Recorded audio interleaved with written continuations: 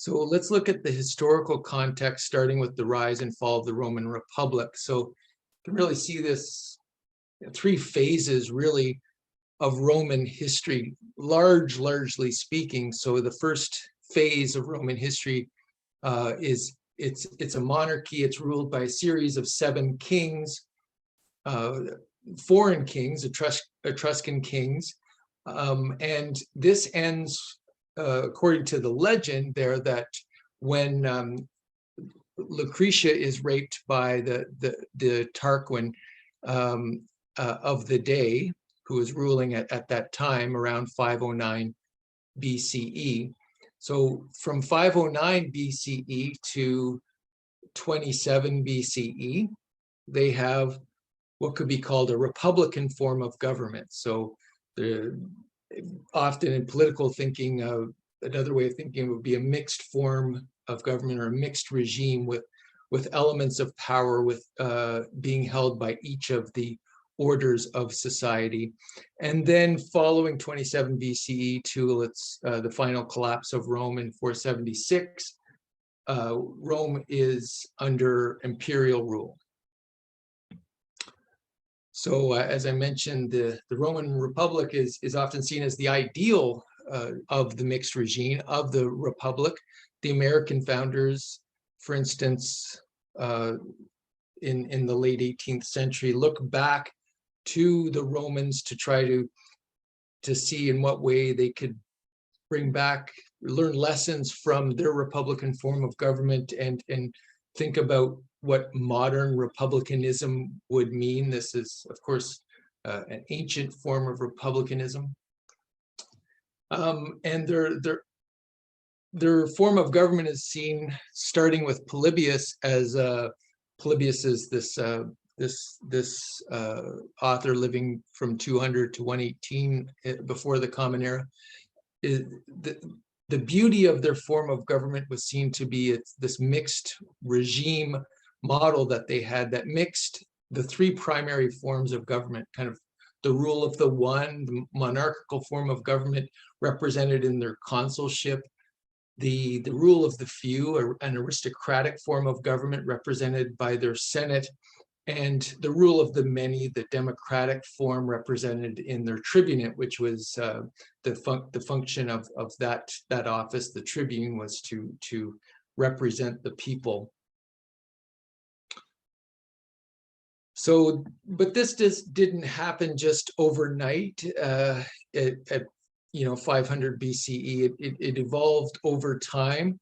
One of the major series of events that contributed to this, let's say, balance of the various estates within the Roman Republic was this conflict of the orders. So it's a sequence of struggles between plebeians and aristocrats, where the plebeians gained more of a stake in governing the city. And it led to eventually the creation of this plebeian tribune I mentioned in the last slide, and their ability to eventually to run for consulship. So that's kind of the political background of the Republic that it forms the immediate backdrop of the Aeneid in terms of their foreign affairs and their expansion. That's really taking place over a couple of centuries, starting with their series of what are called Punic Wars. So from the beginning of Rome, they kind of gradually expanded their influence within the Italian peninsula. And as I mentioned, that eventually got them into contact with Greek colonies on the peninsula, but they also got them into contact as they expanded with a major power in the Mediterranean at that time, Carthage. So this series of Punic Wars takes place. The first Punic Wars you see there from 264 to 241. The Second Punic War, very famous for its legendary general Hannibal, who crossed the Alps with his army of elephants there and wreaked havoc on the Italian countryside for nearly 2 decades until he was finally defeated in 202 BC. And then the Third Punic War, and we'll come back to this Third Punic War. I think there's oblique references to the defeat of Carthage, the final defeat of Carthage in that Third Punic War.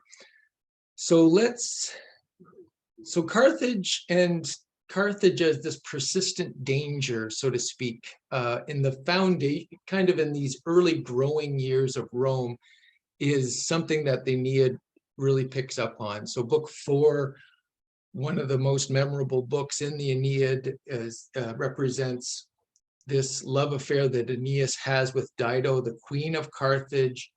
So there's obviously an attraction there. There's sympathy that we have for Dido, but ultimately Aeneas realizes he has to follow his duty to go and found Rome, and he has to break it off with Dido. Dido and what she represents, so Carthage, and what Carthage represents is something that's going to need to be overcome for Rome to flourish.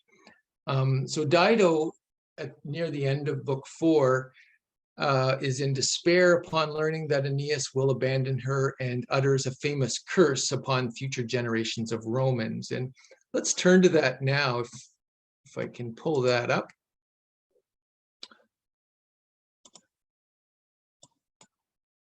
This is from the Klein translation again.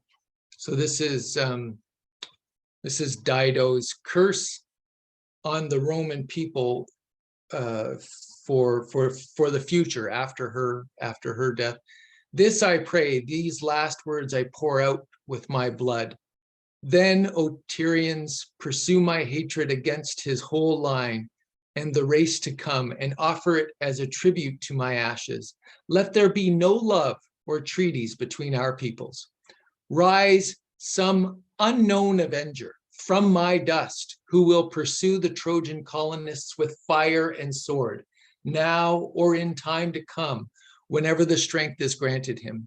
I pray that shore be opposed to shore, water to wave, weapon to weapon. Let them fight, them and their descendants. So she prays for kind of an everlasting enmity between the Carthaginian and Roman people. She calls them Trojan colonists, so Rome hasn't been founded yet, so she doesn't know to call them Romans. So she calls for this everlasting hatred, and as a Roman audience listener to this story of Virgil's would know that in fact came to pass. They had war after war, and they were endlessly pitted against one another. She calls for some unknown avenger, and no, not an avenger like Marvel Avenger. So I guess this is a kind of pre-Marvel Avenger. This is an allusion, is often seen as an allusion to Hannibal, as I mentioned, in the Second Punic War, who wreaked so much havoc on the Roman people. So if we'll return to our outline there.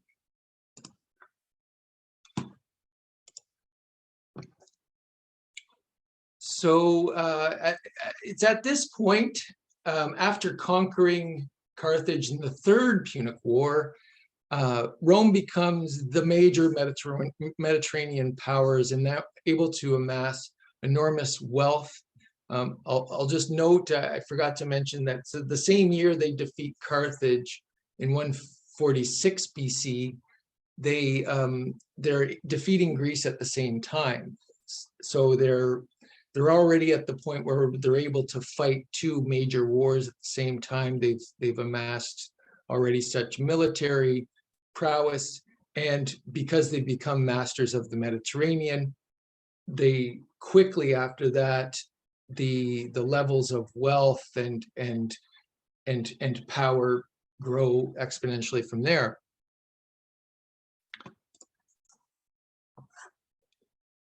This is, I won't go through this, but this is a map representing the Second Punic War. As I mentioned, if you kind of the red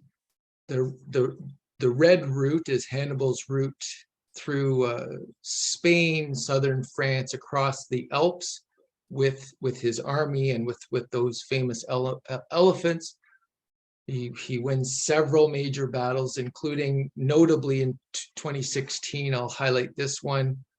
The Roman army absolutely crushed at Cannae, some 50,000 Romans destroyed, the bloodiest battle at that time and for centuries to come.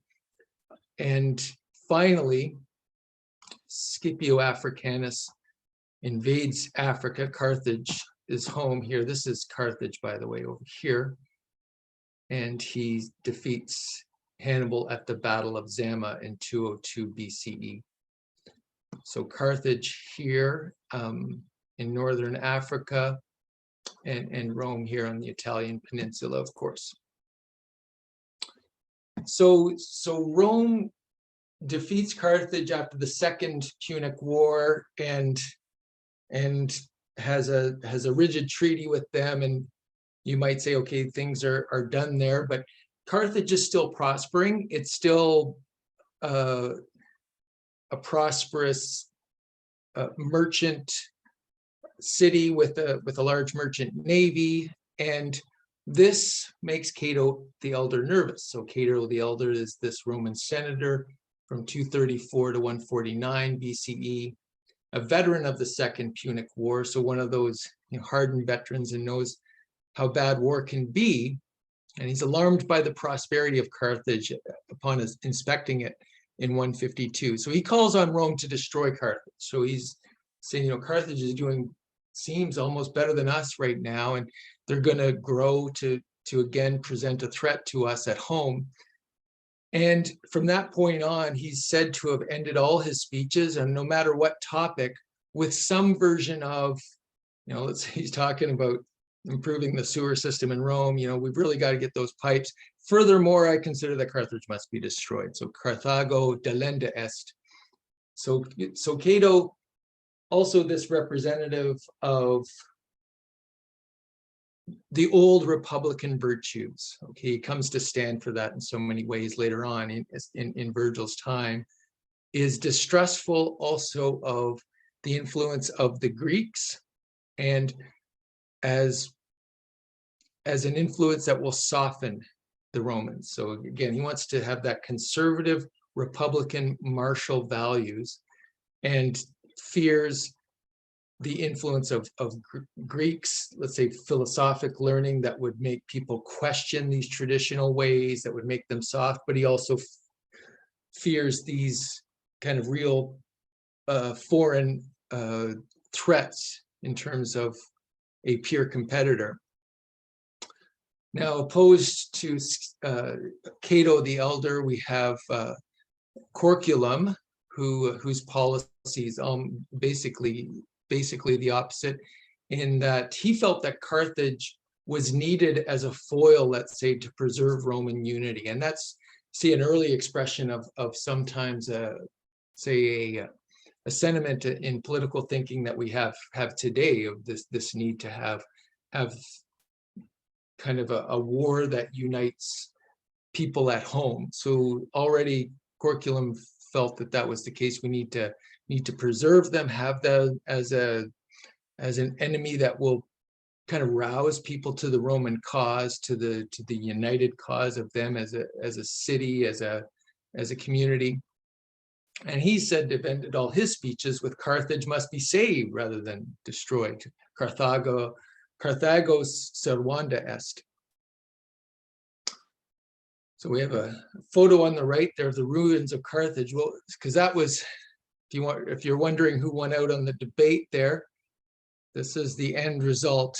Carthage is absolutely destroyed. In 149 BCE, Rome decides to go to war after Carthage violated one of the terms of their treaty, and Scipio Aemilianus, the grandson of Scipio Africanus, who had defeated Hannibal, undertakes a siege of Carthage that lasts 3 years. And eventually they brutally raze Carthage to the ground. They have to go house to house at first and go in, rout it out, burn it to the ground. Well, not necessarily to the ground, but they're razing these houses first through fire, but then through after they defeated the city, orders were made to go through and absolutely destroy every brick, make sure there's not one brick laying on top of another, and according to legend, sow the ground with salt. It's now felt that they didn't literally sow the ground with salt, but they did absolutely raze this city to the ground. The city at the time probably had around 500,000 inhabitants, and then at the end there's 50,000 because of 3 years of siege. So many had perished, and they were sold into slavery. So absolutely brutal campaign. And one thing when you look in the history of warfare is nothing is more brutal than siege warfare. So right off the bat, our first, say, war and our literature of war was the Trojan War, a 10-year siege, absolutely brutal, depicting kind of the lives of the Trojans that we know will be sacrificed. Here in Roman history, we see just a little over 100 years before the Aeneid is written, this standing in the background of Roman greatness, having committed this sort of atrocity to the Carthaginian people and to Carthage as a city. So there's I think it's on, maybe it's Amazon Prime, but a documentary called Carthage, Roman Holocaust, or something like that. And really we can think of it in terms of this elimination of an entire people when they did this. So Scipio, the leader of the Romans, upon defeating Troy, this is from Polybius's Histories. So at the sight of the city utterly perishing amidst the flames, Scipio burst into tears and stood, long reflecting on the inevitable change which awaits cities, nations, and dynasties, one and all, as it does every one of us men. This, he thought, had befallen Ilium, another word for Troy, once a powerful city, and the once mighty empires of the Assyrians, Medes, Persians, and that of Macedonia lately so splendid. And unintentionally or purposely, he quoted the words perhaps escaping him unconsciously, quote, "The days shall be when holy Troy shall fall, and Priam lord of spears and Priam's folk." And on my asking him boldly, for I had been his tutor, what he meant by these words, he did not name Rome distinctly, but was evidently fearing for her from this sight of the mutability of human affairs. So a couple of things to take from this is Scipio, this scene reported in Polybius, which Virgil would have had access to. So the fall of Carthage is akin in some way to the fall of Troy, which is in the past, and could look forward to a future potential fall of Rome in this take by Scipio that's recorded by Polybius. So it's a reminder of the fleeting nature of all cities, of all life, of all human endeavors, but it's also a specific reference to the Troy that will be the background of the Aeneid, the fall of Troy, and the fact that they committed the same crimes, these Romans did, that the Greeks did against the Trojans when it comes to the Carthaginians, and they may suffer the same fate. Okay, so there's a lot going on there. So Virgil uses Carthage in complex ways, I want us to say, in the Aeneid, and I want us to keep Carthage in mind when we read the Aeneid. So in some ways, we're meant to sympathize with Dido and with the Carthaginians. So we're meant to sympathize with the fate of the Trojans after the city was destroyed by the Greeks. Book 2, very haunting. The Trojans and the treatment of the Trojans by the Greeks, absolutely haunting, and it will stick with you after reading book 2. However, in the historical parallel that we have in Roman history, it's not Rome as the one that is immediately being sieged by anyone. It's the Romans that take the part of the Greeks and do the besieging. It's the Romans that besiege Carthage and destroy it. So if we are meant to sympathize with those who are besieged, Virgil invites us to have some sympathy for the Carthaginians. In other ways, though, we're also meant to see Dido and the Carthaginians as representing obstacles that must be overcome so that Rome can achieve its destiny. So Virgil preserves the story of Carthage. You know, we wouldn't know about Dido. We wouldn't know about any of this if it wasn't for Virgil. So Virgil really is the preserver of Carthage in a way. We would have only those ruins, really. And so much of let's say later memory of Carthage is from Virgil. So Virgil preserves the story of Carthage, and thus, like Corculum, allows it to survive in a sense, in a way that helps unify Rome. So it's a reminder of an obstacle that we need to overcome if we're Romans in order to flourish. But he also underscores, like Cato the Elder, the fact that what it represents, it must be destroyed and overcome if we're to survive. And part of what it represents is passion, is in Latin furor, and that aspect of oneself that must be tamed if we are to meet our, let's say, our highest ideal, pietas, this dutiful adherence to one's duties to others, to the gods, to the families. So after the defeat of the Carthaginians in the Third Punic War, and as I mentioned, simultaneous defeat of the Greeks, the Romans are masters of a huge empire stretching from the west to the east of the Mediterranean. It means that the army has to go out on longer campaigns. Originally, the generals would be in charge of their legions for 1 year to do their campaign, be back in time for the soldiers to go back to the farms and harvest. This, if you're marching all the way to the Eastern Mediterranean, that's going to take a few months on its own. The campaigns become longer and longer, and the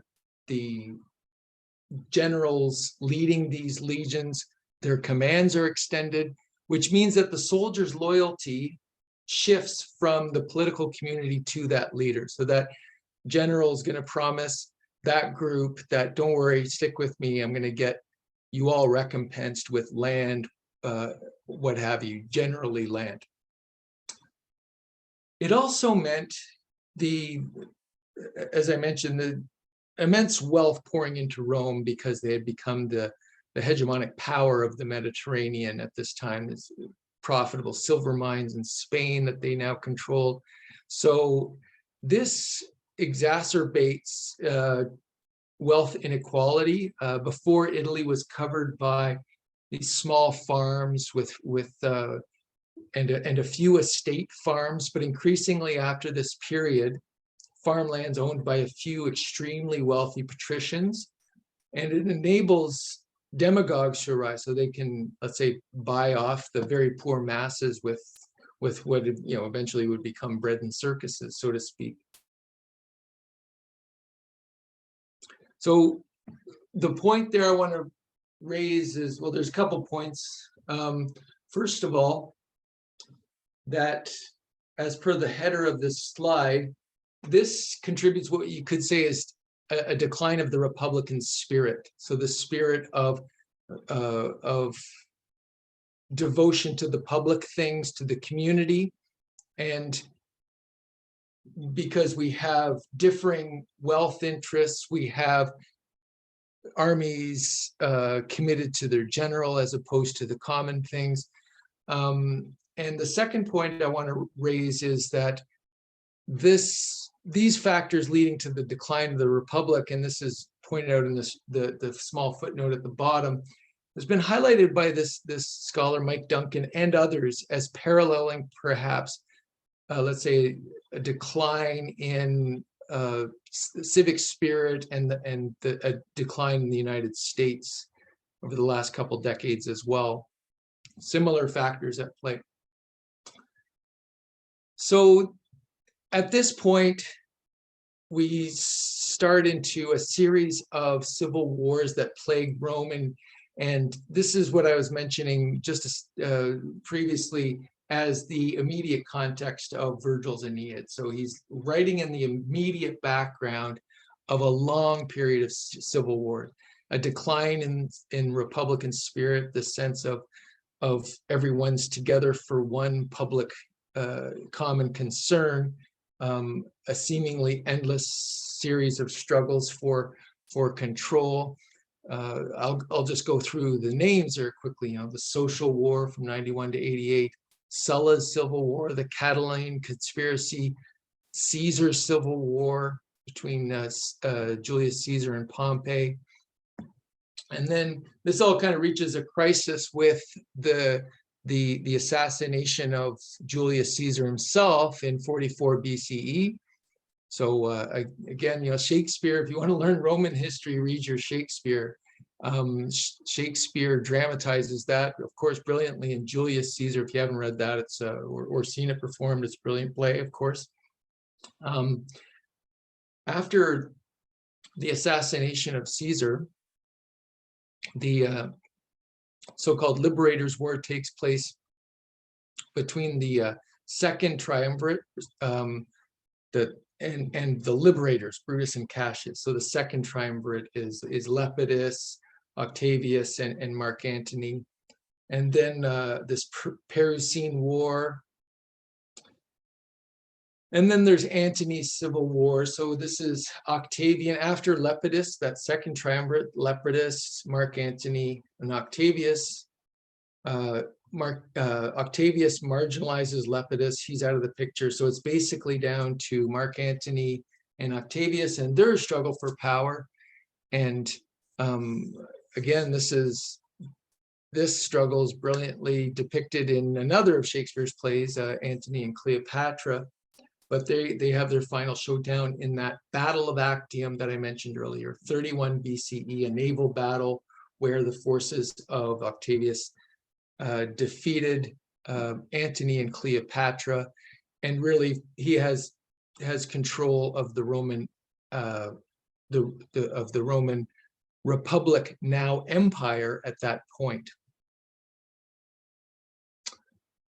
So a couple of points on the civil wars. So note the parallels between Aeneas's affair with Dido, an African queen, and Mark Antony's affair with Cleopatra. So Mark Antony's devotion to Cleopatra was seen to be a succumbing to personal passion, and he's ignoring his public duty. And this is the key decision that Aeneas is presented with in Book 4. He's reminded by Mercury that he's got a duty, and he makes a choice to follow his duty, not his personal passion.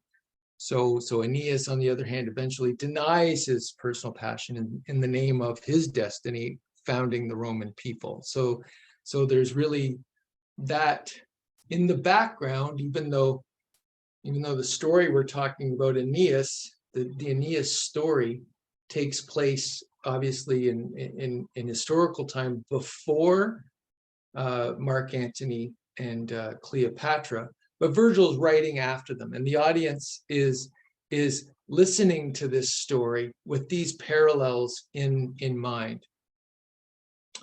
So with the victory at Actium, Octavian becomes the de facto sole ruler of Rome and remains so until his death in 14 of the Common Era. He's awarded the title Augustus, the revered one, as well as extensive powers. Historians call him the first Roman emperor, but he always avoided using any terms of kingship. So he was referred to princeps, so literally the first citizen, or imperator, a commander or person who holds the imperium, but he avoided terms of kingship. But in de facto, he was a king or an emperor. The other thing that Augustus wanted to do in addition to bring back, let's say, at least a facade of Republican rule. He wanted it to look like it was still a republic, even though it wasn't. But he also wanted to bring back, whether facade or genuinely, I think he genuinely wanted to bring these back, was this sense of the ways or customs of the ancestors. And what does that mean? So the ways of the ancestors had both a religious and a social aspect. It was constituted by several guiding virtues. So fides, trustworthiness, reliability; pietas, we've talked about that in relation to Aeneas, performing one's duties; religio and cultus, so it's tied to the verb for to bind. So religio is a binding of mortals and gods together via a religious practice, the cultus. Disciplina, the discipline, the religious character of Roman societies valued education, training, discipline, self-control. Gravitas and constantia. So gravitas was this dignified self-control, and constantia was perseverance. Then dignitas and auctoritas were the end result of displaying all these values in the ideal Roman and the service of the state, and in the forms of priesthoods, military positions. So one who carried this prestige and respect based on having all those other virtues. And this, I'll just refer to an example in book 1. Hopefully this stuck out for you. So Virgil, I think, refers to these kind of the ways of the ancestors, and the ultimate, the dignity and gravitas that this possessing these virtues would have, when he refers to or compares Neptune's calming of the storm to, he compares that to an orator calming a crowd. So and this is the first epic simile of the epic. So be alert for the epic similes, and this is the first one. So it's interesting that he chose this. So Neptune's action, as I said, is compared to an orator calming an unruly mob. And he says, just as all too often some huge crowd is seized by a vast uprising, the rabble runs amok, all slaves to passion, rocks, firebrands flying. Rage finds them arms. But then, if they chance to see a man among them, one whose devotion and public service lend him weight, they stand there stock still with their eyes alert as he rules their furor with his words and calms their passion. So I highlighted rules their furor. So there's a lot going on in that epic simile, and I mentioned there's this theme going throughout the Aeneid about this kind of juxtaposition of pietas and furor. So duty and these virtues that will lead one to adhere to what one must do, what one should do, versus the passions and madness. So furor is passions in the sense of one's desires that can lead one astray, but also madness. So if we have the gravitas, the pietas that will give someone weight, as we say here, we won't be carried away by these moments of passion and furor. And in a political sense, this is what we need a mixed regime for. We need to have kind of an element that will battle or let's say control the passionate elements of the people when they get together. However, we also need to be able to listen to those. We need to have that mixed regime in proper balance. So too, as we have in Carthage in the Aeneid, we don't have it silenced. We listen to it, but we also know that must be overcome. It's in the past. It represents something that Rome had to put in the past, but it's not forgotten. So the way of the ancestors finds its way, finds itself in Virgil in a number of ways, and one way is this tension with the philosophic spirit of inquiry. So philosophy questions the ancestral traditions, and philosophy is a gift from the Greeks, and we know to beware of the gifts from the Greeks. Always beware of the Greeks, even when bearing gifts, right? Is the lesson of the Trojan horse. So this comes back to this question of Virgil's relation to the Greeks. So the Greeks could represent something that calls into question ancestral tradition, as Cato the Elder had feared, or he could have this kind of ambivalent relationship to the Greeks, where he'll point to the Greeks as kind of a necessary step. He will but also point to a way in which they're overcoming the Greeks. So we can see the poem in some ways as an overcoming of the Greeks, an overcoming of Homer. In some ways, it's an inversion of Homer. Homer starts with the Iliad and then has the Odyssey. The Aeneid begins with an Odyssey and ends with an Iliad, so to speak. And another way of looking at it could be, we see that the poem could be pointing silently to the superiority of the Greeks. And this would be, let's say, a more, a reading of it as an esoteric poem that's trying to kind of cover its tracks and not let on that it's really pointing at the enemy as superior.